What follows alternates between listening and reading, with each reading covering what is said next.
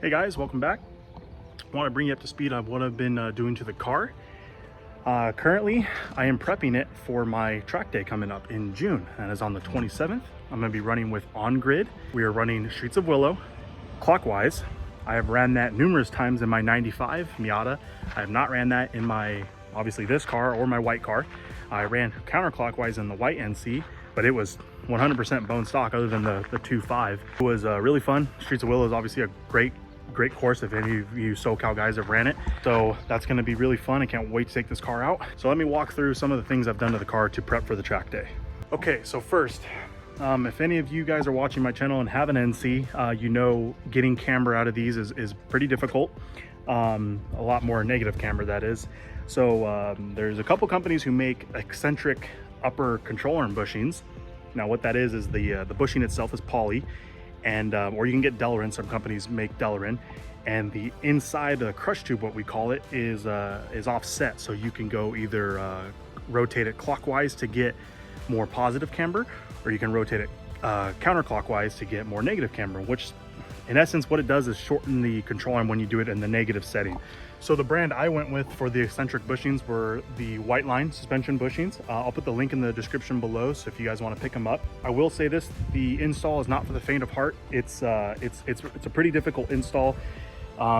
These bushings are a lot different on the NCs than they are for the NB and the NAs, where the NAs and NBs were just a bushing basically slipped into a control arm, where the NCs, it's a bushing with a crush sleeve on the outside, and then you have your crush tube in the middle. So they are very hard to get out, and they're aluminum control arms, so if you put them in a press, you're most likely going to bend them. There have some people that have done it, and that's off to you, but I wasn't able to do that. I actually had to follow a video, Pro Parts USA, and they have a pretty good breakdown on how to do it. They are one of the companies that make the Delrin inserts, the eccentric bushings. So I'll find that video and I'll link it in the description below as well, so you guys can take a look at that. And once you get the bushing out, it's very simple to do. Either the Delrin or the Whiteline ones are poly, so those they slip right in. I was able to use my tabletop vise, and I put them in, and then you just clock the way you want your crush tube to go, and you put it in. And it's fine. You really can't mess it up, because if you think you went too far either which way, you can just take it back out, spin it, and put it back in. You don't have to take the whole bushing out. So when you're doing the crush tube on, let's say like the Whiteline ones, if you end up getting them, you're going to want that offset to be facing towards the ball joint up top on the arm. So just a little tip for you guys if you guys end up doing them. I was able to take my car down to Chew Works, which is in La Puente in SoCal. Robert over there, he's very notorious for aligning a lot of the cars in SoCal, a lot of the track guys. He was able to get me negative 3.6 degrees of camber up front. I got negative 3 in the rear.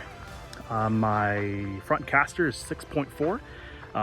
No toe in the front, and a little bit of toe out in the rear, just because I told him I want a little bit of oversteer, so I can, I'm still learning as a driver, so I want to learn how to correct myself in certain situations. So I'll put up the specs that I fully got right here. And currently, I am putting in these, well, I'm done now, but I'm putting in these race Quip harnesses. Obviously they're bolted up to my roll bar. And what's really cool about these brackets is they allow you to bolt up your lap belts to these tabs really easy. I don't have to drill any holes into the side of the car. Now, take my install of the harnesses with a grain of salt. This isn't the 100% proper way to do this. You shouldn't bolt your safety equipment to a part that can fail. Hence, you're not supposed to bolt them to the brackets. But it's gonna get me by. It's gonna get me by for the track day. I feel more than confident with this setup. I'm gonna obviously really bolt down the seat brackets. They're gonna be secure. I know I'll be secure in the car. So if you're going to be doing something like this, there's going to be better ways. There's probably a lot of write-ups online how to do them on the NCs, maybe even do anchors on the bottom, weld them in or something. So but yeah, once after this track day, I'll bolt them in perfect, and I'll show you guys how I bolted them in. The next thing I'm going to do and film is actually, I'm going to do the shifter bushing in here, because mine is really sloppy and I know it's broken, or I'm pretty positive it's broken. So This should be really simple. A lot of NA and B guys do this, so they obviously make it for the NC. So I will start to remove the center console and I'll be right back. Okay, so moving on getting the center console out so I can change the shifter bushing. You got 2 screws right here. Obviously you have some more plastic here that you can take off. This one's actually just like a small plastic piece.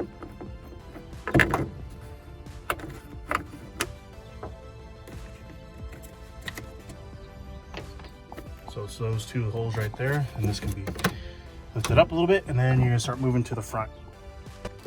So next you would have to remove these cup holder like discs thing at the bottom. There's 2 screws on each side. Hopefully your previous owner didn't leave fuses and change and gross to clean up. Okay, so after you get that 1 screw out, you can start to see it's lifting up, and they're just tabs, so you just have to lift up. And then once you get it kind of loose, you can get a flathead and put it under here, because I think there's 1 screw under here.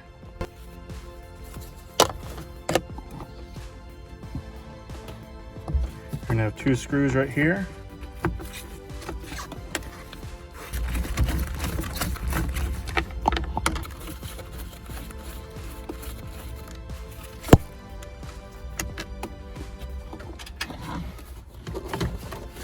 Lift it up. Just be mindful of your e-brake. And you're gonna have some wires underneath as well. It's kind of just slides onto the actual e-brake, so if you just slide it off, then you'll start to expose the wires that you need to unhook next. Right by basically it's where the power window switch is, but it's basically right there. You just pull it out, and that's the only thing holding in the center console. So now we can start taking off these 4 10s. Basically, if you've ever done an NA one, it's kind of the same process. You actually have 1 more wire right here for the e-brake if you want to take it out. I think I'll be clear if I just move this over a little bit. Yeah, we'll be good.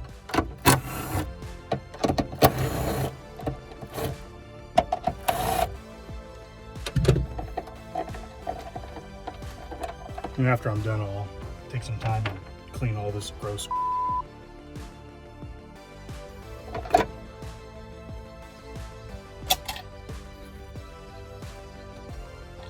All right, yep, just like an NA, really. There's 3 bolts, 3 10s, and I'll be able to take this thing out.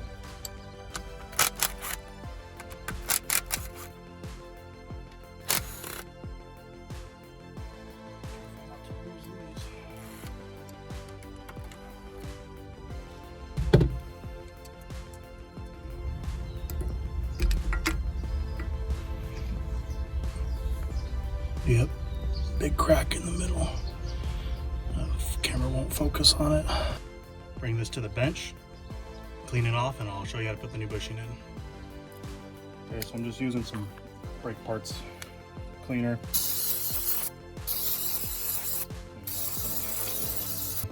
I thought it was cracked, it looked like it was, but upon further inspection it's not. But I already bought the new part, so I'll just put it in. It might be an upgrade over this one, as I'm getting I'm putting in a brass one. So this is from a company called Beat Rush, or Lyell as they're known. So I got this one actually from Japan, Yahoo auction, for like 40 bucks, and it was like 10 bucks shipping over here, so not bad. I even got it in like a week. So I think 5X Racing makes a very similar style one. Goodwin Racing, I know you can get them, but I found it. I was searching on there, I found that, and I was like, oh, cool, that's kind of cool. I'll buy a Japanese one, you know? So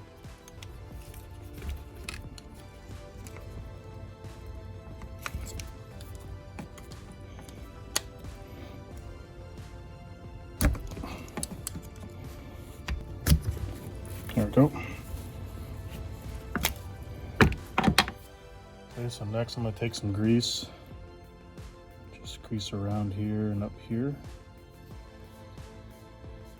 I unfortunately didn't get a new wave washer and bushing for the top of the shifter, but after inspection it looks like it's okay for use. Put some on the inside of the bushing.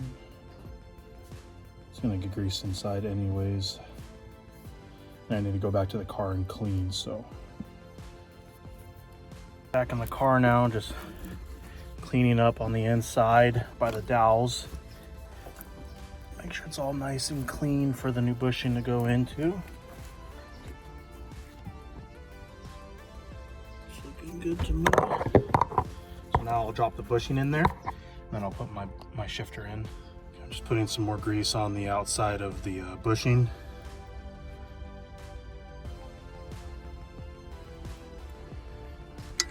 Basically slips in there like so. And then I will grab my shifter and place it in there as well.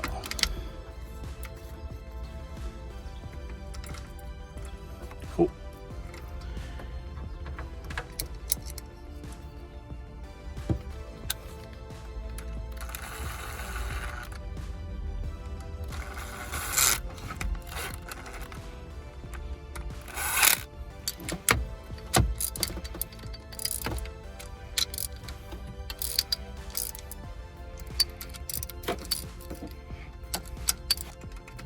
Stiffer than the other bushing. I was looking at a couple videos online, and that black bushing I had was actually OEM. I guess the 5-speed and the 6-speed have different bushings.